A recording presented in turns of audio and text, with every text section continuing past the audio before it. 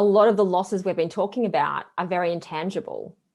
Yes. You know, we Yes. haven't really, like, well, yes, we've talked about the death and the loss of a human, Yep. but still a lot of it is it's very intangible. And one of the things you mentioned is that people don't give themselves permission to grieve the intangible stuff. Right.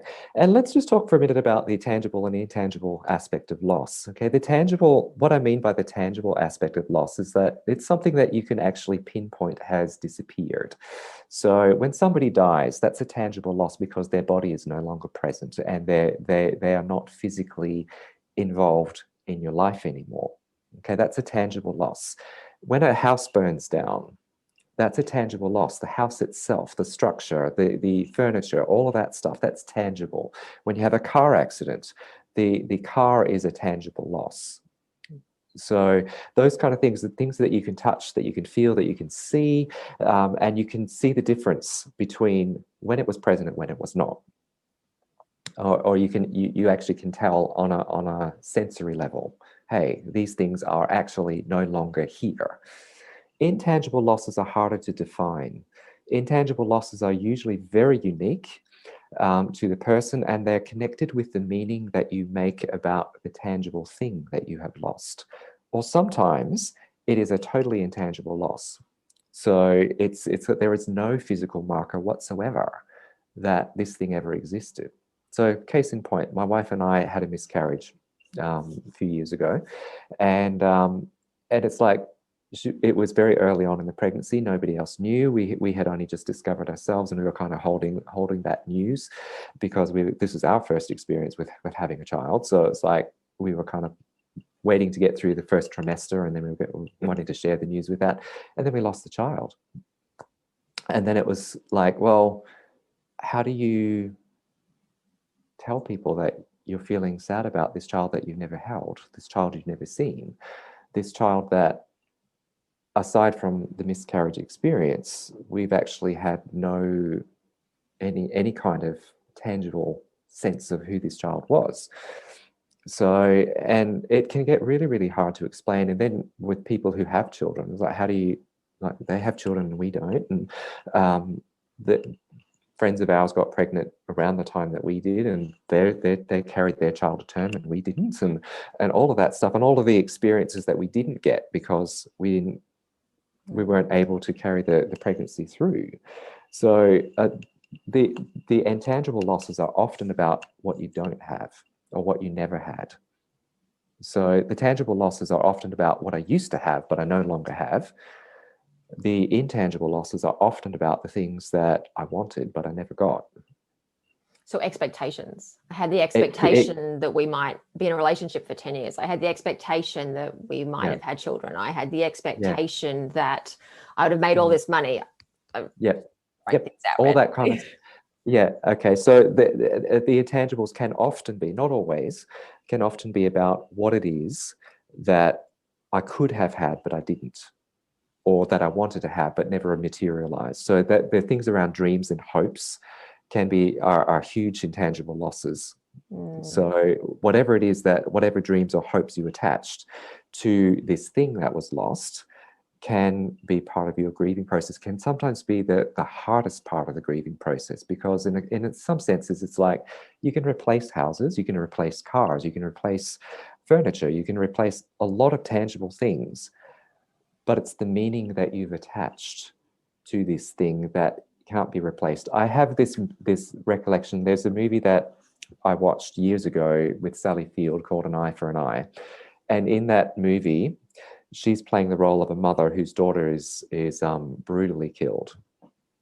And the killer is apprehended, but manages to escape justice. And so she's sitting there with this incredible grief around the loss of her daughter, and this incredible anger about a justice system that somehow let the perpetrator off scot-free. And she doesn't quite know what to do with that. She's in her grieving. There's this one scene where her husband and a younger child are sitting there holding a pillow that belonged to the daughter that died. And the younger daughter's eating an ice cream and drips the ice cream on the pillow. And so the dad's go, oh no, I can't do that. And the mother will be really upset. So he goes and washes the pillow. She comes home and she knows that the pillow has been washed. And it's like, and she's really upset about it because the pillow had her daughter's scent on it. And that was one of the last reminders of her daughter. And it was just like holding the pillow, she got the smell of her daughter. And washing the pillow got rid of that scent. And so she was massively upset about that. And that's an intangible loss. You don't think about things like that, you know, smells.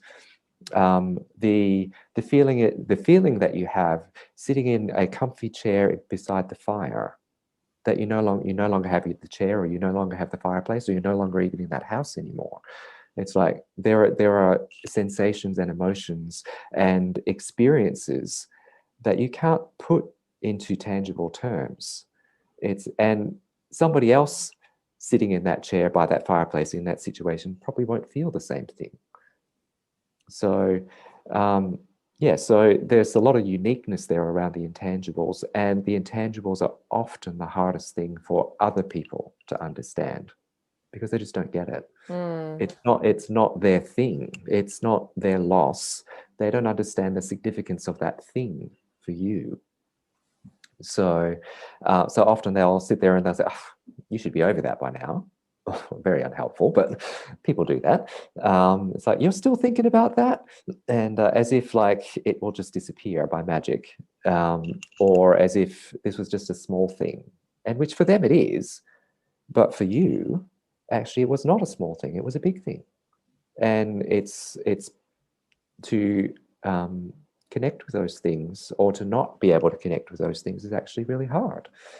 Yeah, so well, I think we're living in a time where a lot of people aren't able to go on the trips. You know, they're not able to travel. They're not able to see their grandchildren take their first steps. They're not able to go to the theatre. There's all these things that bring a lot of people joy.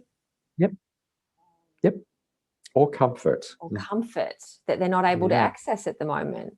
And I think the logic behind that would say is, well, that's very trivial, or I haven't lost anything real, or I haven't suffered as much as someone else has. And the comparisons are not helpful, because what it does is it minimizes the fact that you are grieving this.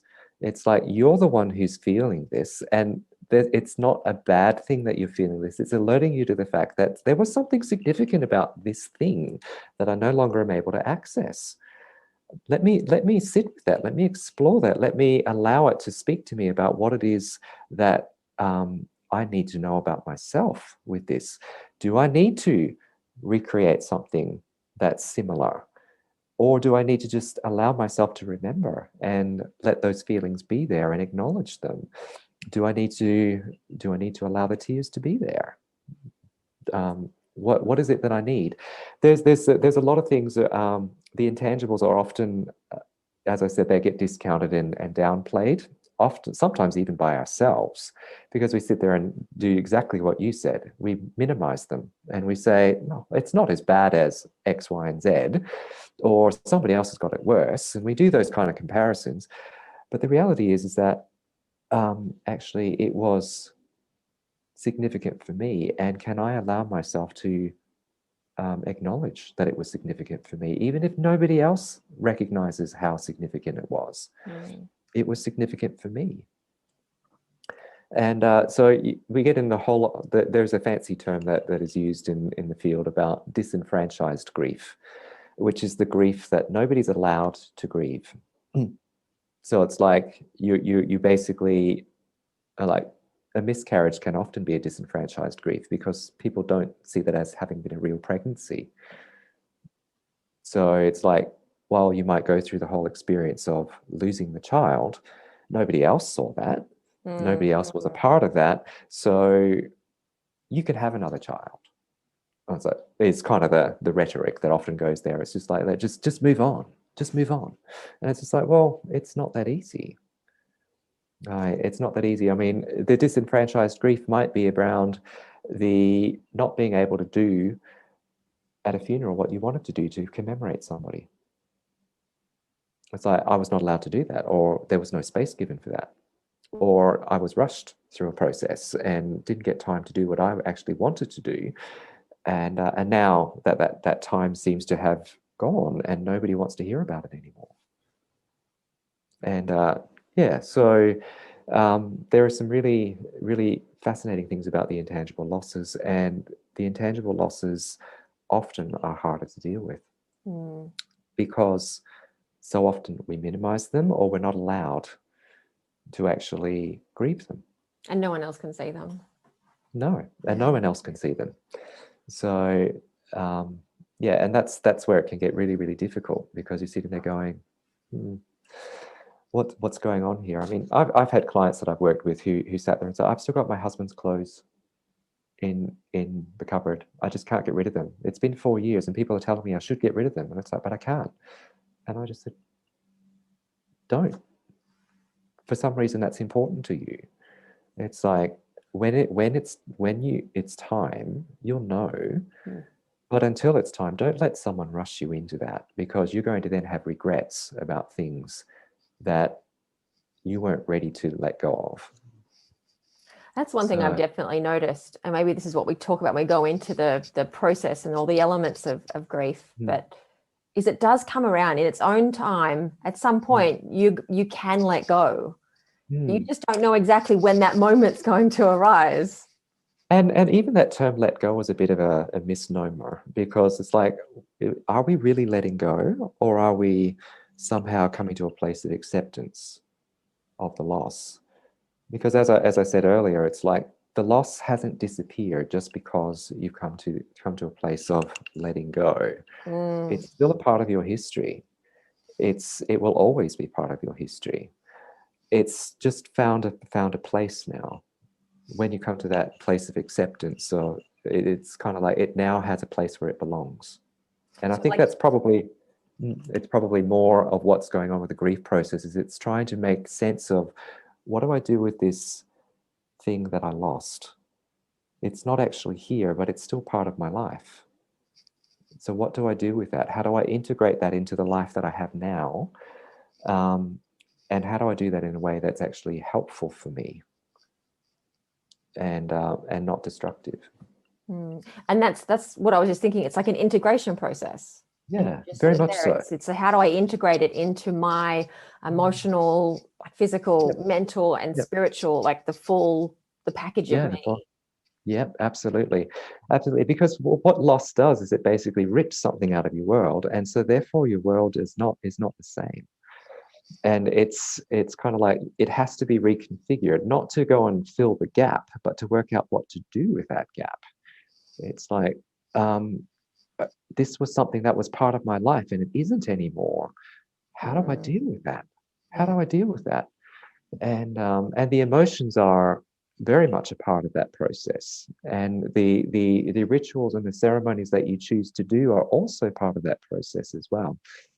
So it's coming to a place of like allowing it to be here, and then now what do I need to do to re-engage with life? There's a lovely theory out there called the dual process model. The dual process model of grief. And it basically says that when you're grieving, when you're in a grief process, there are two aspects to the grief process. One is I've got to be, I need to connect with my grief in some way, shape, or form. And that's important.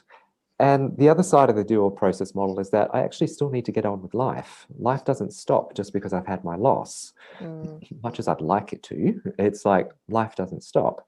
So we flip between connecting with the grief and continuing on with daily life. And it can seem very incongruous at the beginning. How can I possibly do this? It's like my world feels so different because of this loss. How can I get on with daily life? Other people are like, I can't cope with the feelings and the emotions that are involved. I need to throw myself into daily life because that makes me feel like somehow I'm in control, or life is normal, or something that's not this painful experience of recognizing my loss. So both of those are unhealthy, by the way. But the dual process model allows you to flip between the two as you come to this place of integrating. It's like, okay, the grief is now showing up here. Do I have space to give it time? And you may not. So can you actually find a way to tell yourself, okay, I'm going to come and revisit this when I've got some space open up, or I'm going to make a time specifically here when I know I have space to sit with what it is that's going on with me. Yeah, so it's all very interesting for me. That horrible year in 2001. What I ended up doing was, I mean, of course, I had to find a new place to live, which was quite stressful in itself. But I had a friend of mine who was going away for a few months and needed somebody to take over his rental for a little while. So I did some house sitting for 3 months, and that gave me the space that I needed. I actually had time to sit there and sift through what had actually happened over that year and to finally stop. I pulled out of all the activities that I'd been frantically engaging in to try and avoid my own grief, and actually allowed myself to look at what had happened over this year. How had I responded to it? Had it been helpful?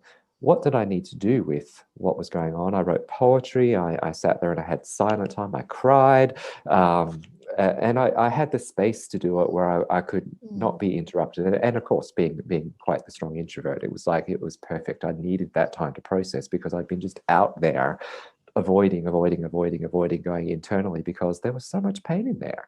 And I just did not want to deal with it. But here I was, I had this beautiful opportunity where I had a chance to sit there and look at what had happened, how I was feeling, work that through to some degree, and to then look at, like, what do I need to do next, which I hadn't been able to think through. And so different people will do different things around the grieving process. So yeah.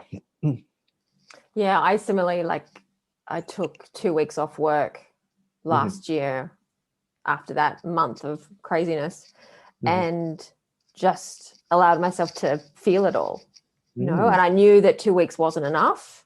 No. But I was lucky to be able to take 2 weeks off work to stay in bed or just do whatever I needed to do to allow that process to happen, because it was so overwhelming that it was going to knock me out. I was going to have to really give it a lot of space. Yep. It wasn't something I could just go on with daily life. Yep. In that particular situation.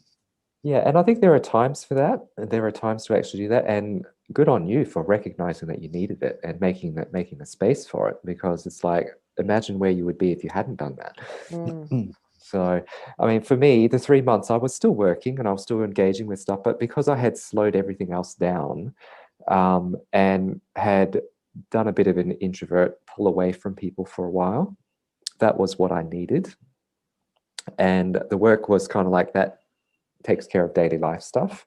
It gives me a little bit of interaction, but I don't have to don't have to engage deeply with people in the work environment. It brings in an income. It helps me to stay alive, that kind of stuff. And it gives me that little small connection with the outside world that just keeps me attached.